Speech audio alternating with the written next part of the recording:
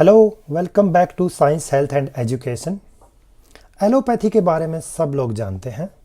किसी न किसी फॉर्म में आप अपने लिए या किसी और के लिए, फैमिली मेम्बर के लिए एलोपैथी का ऑलमोस्ट डेली यूज़ करते हैं।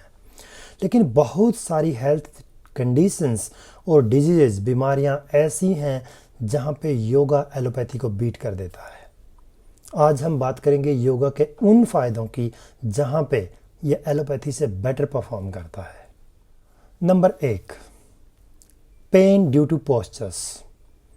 आजकल हम लोग एक पर्टिकुलर पोस्चर में बैठे रहते हैं दिन भर, ऑफिस में हो, दुकान पे हो या फिर कोई और तरह का काम हो जिसमें आपका पोस्चर बराबर एक जैसा रहता है, जिसकी वजह से आपके जोड़ों की फ्लेक्सिबिलिटी, हड्डियों की फ्लेक्सिबिलिटी डिफरेंट डायरेक्शंस में कम हो जाती है और उसकी वजह से joint pain, bone pen, back pain, leg pain, muscle pain, तरह तरह के पेन हो सकते हैं।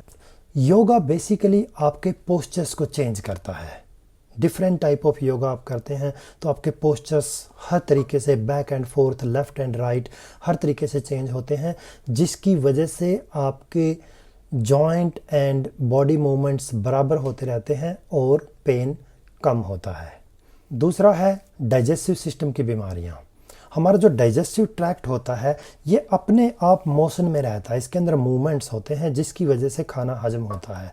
और इन मूवमेंट्स को फर्दर सपोर्ट करने के लिए जब हम लोग खुद फिजिकली मूव करते हैं तो इनको फर्दर सपोर्ट मिलता है फूड को डाइजेस्ट करने में। लेकिन अगर हमारा पोस्चर दिन भर एक रहता है, सेडेंटरी लाइफस्टाइल हम जीते हैं, एक्टिव लाइफस्टाइल अडॉप्ट नहीं करते हैं, तो डाइजेस्टिव सिस्टम की बीमारियां बढ़ जाती हैं, जिसमें इंडाइजेशन और तरह तरह की बाकी बीमारियां हो सकती हैं। योगा रेगुलर करने से आपके डाइजेस्टिव सिस्टम को बाहर से फिजिकल मूवमेंट्स, फिजिकल पुश मिलता है, जिससे डाइजेस्टिव सिस्टम की बीमारियां कम होती हैं। तीसरा है स्ट्रेस रिलीफ। आजकल के जीवन में हर तरीके से स्ट्रेस है। It could be due to your personal reasons, it could be due to your professional reasons. लेकिन अगर आप बराबर योगा करते हैं तो आप थोड़ी देर के लिए सब कुछ भूल जाते हैं, जिसकी वजह से आपका स्ट्रेस लेवल कम होता है। Fourth number, strength and flexibility.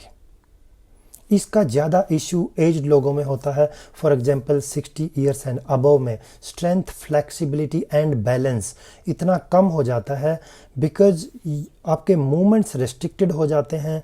आप इधर उधर, लेफ़्ट राइट, दाएं बाएं मूव नहीं करते हैं, जिसकी वजह से आपके जोड़ों की फ्लेक्सिबिलिटी बहुत कम हो जाती है।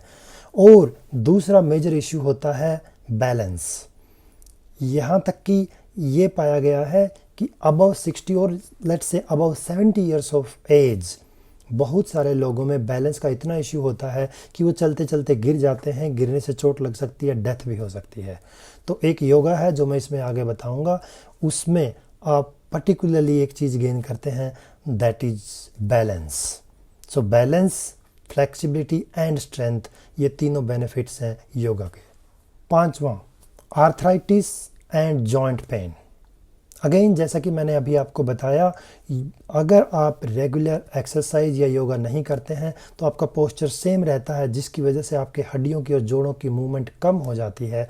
तो आर्थराइटिस का एक मेजर रीज़न ये भी है। दूसरा मेजर रीज़न है लो लेवल ऑफ इन्फ्लेमेशन।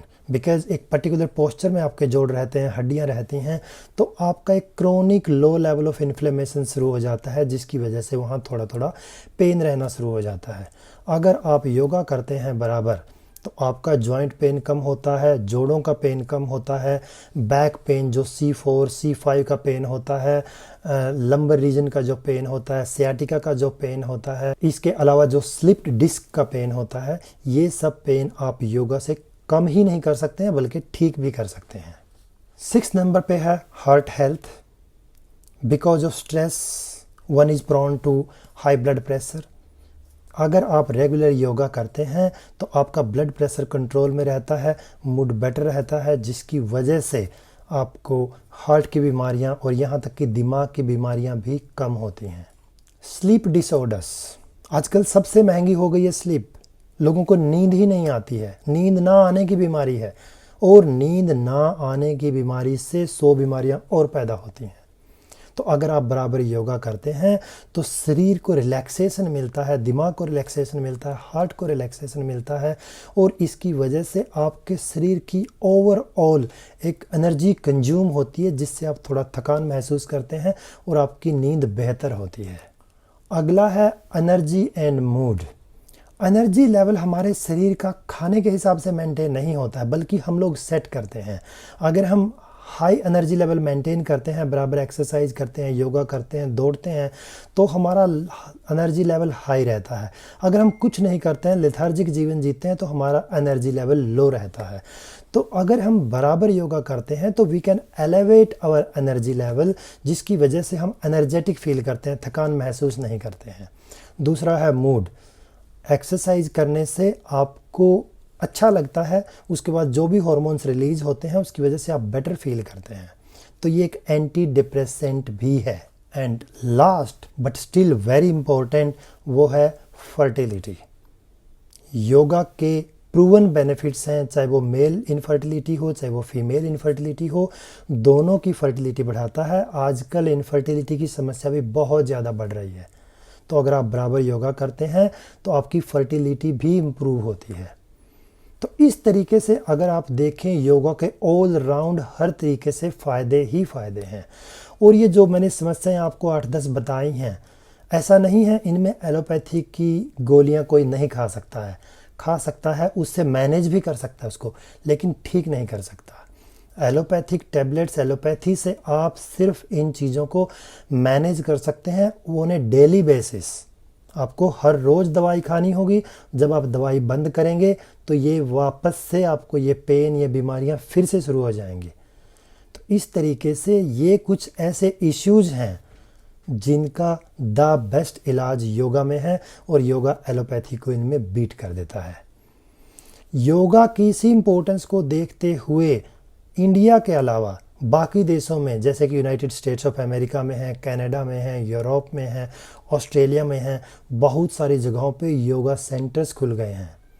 और ये सिर्फ प्राइवेट बिजनेस हब्स नहीं हैं, बड़ी बड़ी popular famous universities, government institutions में भी योगा सेंटर्स हैं, योगा क्लासेस हैं, योगा स्टूडियोज़ हैं। तो इस तरीके से योगा के जो हेल्थ बेनिफिट्स हैं पूरा वर्ल्ड रिकॉग्नाइज कर रहा है, और हम इंडियंस को तो इसको बिल्कुल भी नहीं भूलना चाहिए। मुझे उम्मीद है इस वीडियो से आपको बेनिफिट ज़रूर होगा, और आप ये प्लेज लेंगे कि हर रोज़ मैं 30 मिनट्स योगा ज़रूर करूँगा। In case you take pledge, please write it in the comments. And for continued science and health education, keep watching Science, Health and Education. In case you like this video, please hit like and consider subscribing to this channel. Thank you.